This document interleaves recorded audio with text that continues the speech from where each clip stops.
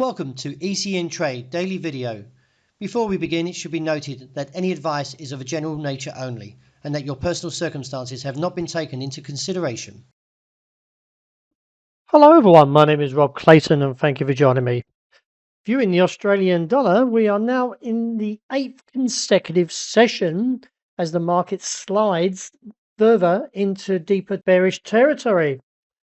As the market now hovers around the level of 69.20, crushing the support area of 69.60.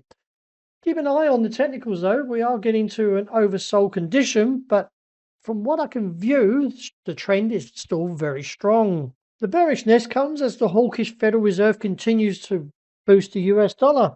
The markets have now fully priced in a September Fed rate hike following stronger than expected guidance from Chair Kevin Walsh, with some traders even assigning a small chance of an earlier move. The Aussie found little support from stronger PMI data, with traders instead focused on this week's key Australian inflation and employment reports. Besides developments in the US and Iran negotiations, the CPI and the labour force figures are expected to be the main drivers of the Australian dollar and could shape expectations for the RBA's next move.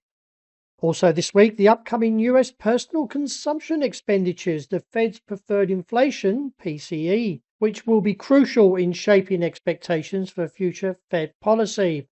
Turning to the technicals, well, as you can see, the market is still very much weighing on the support.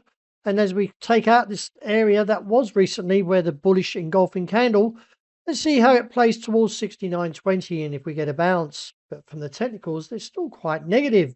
Turning to the euro, well, it's still respecting this key area, which is around 113.60 to 85. The market may show some response, as you can see here from previous good demand, and maybe again see the pattern be repeated. Turning to dollar yen, the market still appears to be in a squeezing pattern as it holds above 161. With striking distance now to 162. While Japanese officials have reiterated their readiness to respond to excessive currency moves, fears of interventions have so far done little to derail the broader uptrend. Nevertheless, the yen continues to face headwinds from the Middle East related economic risks, and also with the US dollar remaining near multi-month highs. Let's see how it plays into the European session. One of these candles is still expected, and from the overbought condition, we're not too far away, I believe, of seeing one. An interesting move when it comes to sterling, as the UK Prime Minister Stamner announced his resignation, opening the race for a successor. Markets are now focused on the potential policy direction under the likely front runner, Andy Burnham. Looking ahead though, watching the UK political developments, the Bank of England's commentary and this week's US PCE price index, the market's likely to be somewhat whipsawed, but the technicals are still somewhat negative. The support still holds around 131.45 to 60 area where I've outlined here, and keep an eye on that just in case it re-challenges, and there are stops likely to be underneath. Finishing off with commodities, I feel there is a shoulder, head and a potential right shoulder coming into play here. But we've still got a little bit of work to do on the upside. But if we do see a break of this level, which comes in around 4,300, the measured move is up towards 4,700.